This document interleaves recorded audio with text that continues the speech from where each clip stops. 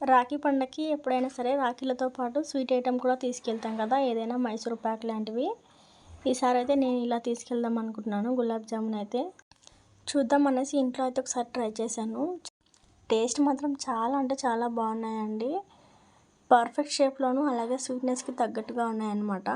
అంటే మాకు సరిపోయేలాగా ఉన్నాయి. మీకు ఎక్కువగా స్వీట్ కావాలనుకుంటే అలా కూడా చేసుకోవచ్చు, ఎవరి ఇష్టం వాళ్ళది. ఇంకా వీడియో విషయానికి వస్తే నేనైతే ఆశీ గులాబ్ జామున్ మిక్స్ అనేది ఆర్డర్ పెట్టుకున్నాను జియో మార్ట్లో. కాకపోతే నాకు బై వన్ గెట్ వన్ అనేసి వచ్చింది.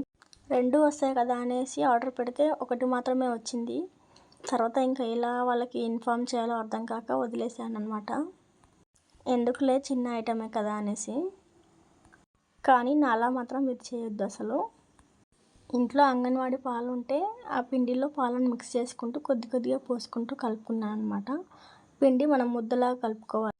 వీడియోలో చూపించాను కదా, సేమ్ అదే ప్రాసెస్లో కలుపుకోవాలి. మనకి అప్పుడే స్మెల్ అనేది తెలిసిపోతుంది. ఆ ఆచి గులాబ్ జామున్ మిక్స్లో ఇలాచీ ఇంకా ఏవేవో ఫ్లేవర్స్ అయితే కలిపారు.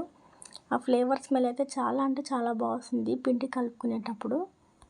అలా పిండిని ముద్దలా కలిపేసుకొని కొద్ది కొద్దిగా తీసుకుంటూ వీడియోలో చూసినట్టుగా చిన్న చిన్న ఉండలు అయితే చేసుకొని పక్కకు పెట్టుకోవాలి.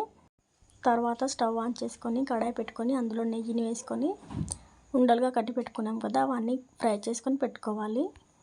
ఇంకా స్టవ్ వెలిగించుకొని మనం దేంట్లో అయితే పానకం పెడుతున్నామో ఆ గిన్నెని తీసుకొని దాంట్లో వాటర్ మనకి ఎన్ని అయితే కరెక్ట్గా సరిపోతాయి అనుకుంటామో అన్ని వాటర్ వేసుకొని దాంట్లో టేస్ట్కి తగ్గట్టు షుగర్ని యాడ్ చేసుకొని కొద్దిగా అలాగే 2-3 ఇలాచీలు కూడా వేసుకొని ఆ వాటర్ అంతా చల్లారిన తర్వాత డీప్ ఫ్రై చేసుకున్నాం కదా, అవి వేసుకుంటే సరిపోతుంది.